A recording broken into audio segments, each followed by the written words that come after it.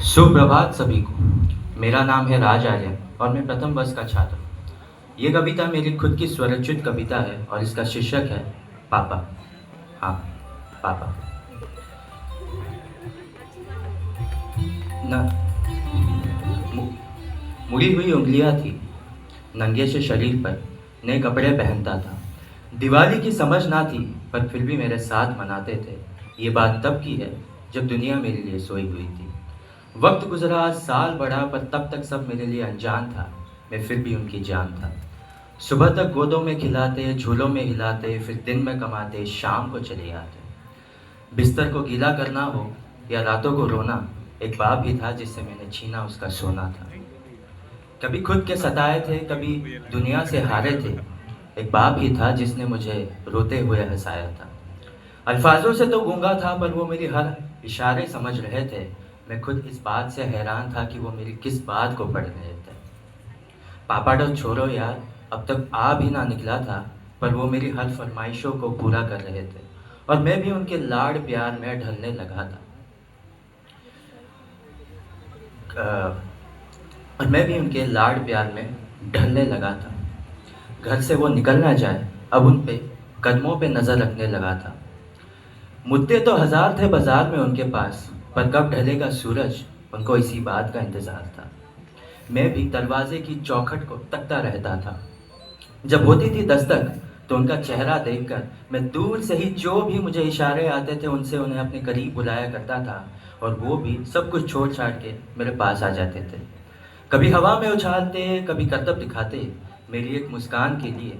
कभी हाथी तो कभी घोड़ा बन जाते थे, और सो सकूं सुकून से रात भर, इसीलिए एक करवट में गुजारते थे।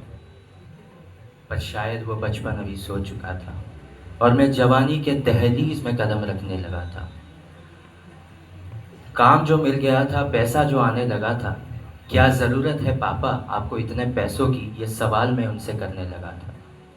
अब उनकी कुर्बानी को उनका बचपना समझने लगा था। वो बचपन था, वो गुजर गया, वो रिश्ता था, वो सिकुड़ गया, और मैं भी इस जवानी के बोझ को समझ नहीं पाई, इसलिए मैं शहर से काफ़ी दूर आया। नया शहर था, नए शहर की हवा मुझ पे चढ़ने लगी थी। अब मैं पापा से ये सवाल करने लगा था कि क्या ज़रूरत है पापा आपको इतने काम करने की। क्या ज़रूरत है पापा आपको इतने काम करने की। पर वक्त का घड़ी फिर पलट चुका था। कल मैं किसी का बेटा था, आज किसी का बाप बन चुका था। हसरतों के स्वेटर मैं भी बुनने लगा था।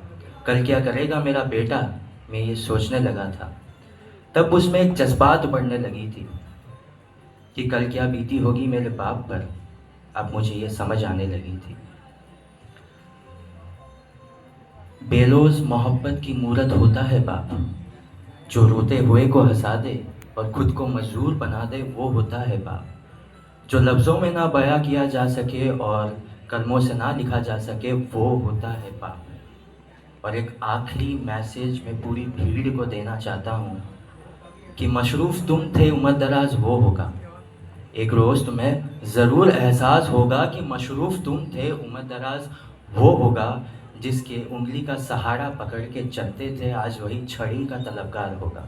और जिसके सदक़े में जी रहे हो तुम, कल वो ना रहे तो क्या होगा।